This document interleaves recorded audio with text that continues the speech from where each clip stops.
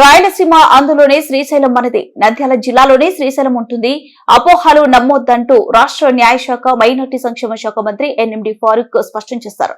శుక్రవారం నంద్యాల మంత్రి ఎన్ఎండి ఫారూక్ కార్యాలయంలో సీనియర్ జర్నలిస్టు సామాజిక కార్యకర్త ఎంవి రమణారెడ్డితో పాటు నంద్యాల తెలుగుదేశం పార్టీ మండల అధ్యక్షులు తూము విశ్వనాథ్ రెడ్డి, విహెచ్పి జిల్లా ప్రచార కార్యదర్శి శ్రీనివాసులు, సీనియర్ న్యాయవాది బాలస్వామి, వాల్మీకి రిజర్వేషన్ పోరాట సమితి రాష్ట్ర నాయకులు గోవిందనాయుడు, బీసీ, ఎస్సీ, ఎస్టీ, మైనార్టీ విద్యార్థి యువజన సంఘం రాష్ట్ర అధ్యక్షులు వంకిరి రామచంద్రుడు, సామాజిక కార్యకర్తలు నవీన్ కుమార్, సురేష్, చైతన్య తదితరులు నవనందుల నిలయమైన నంద్యాల జిల్లాలోని శ్రీశైలం ఉండేలా చూడండి రాష్ట్ర న్యాయశాఖ మైనార్టీ సంక్షేమ శాఖ మంత్రి ఎన్ఎండి ఫారూక్ వినతి పత్రం అందజేశారు.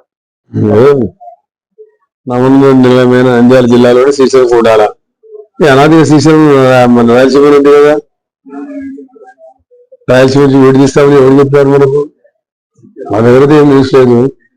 మార్కాపురం జిల్లా చేయాలని చెప్పి ముఖ్యమంత్రి గారు చెప్పినారు.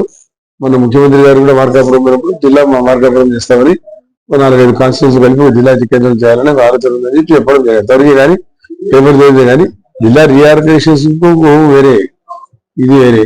దీని సంబంధంలో రీఆర్గనైజేషన్ అన్ని మొత్తం రాష్ట్రం నుండి జిల్లాలను మారుస్తారని చెప్పి ఎవరు చెప్పారు? అవన్నీ పచ్చి అబద్ధాలు. అటువంటి నమ్మద్దు, జరిగే పని కాదు. కాబట్టి శ్రీశైలం మంది మనకే ఉంటుంది. దాని గురించి మనం ఆలోచించాల్సిన అవసరం ఏం లేదు.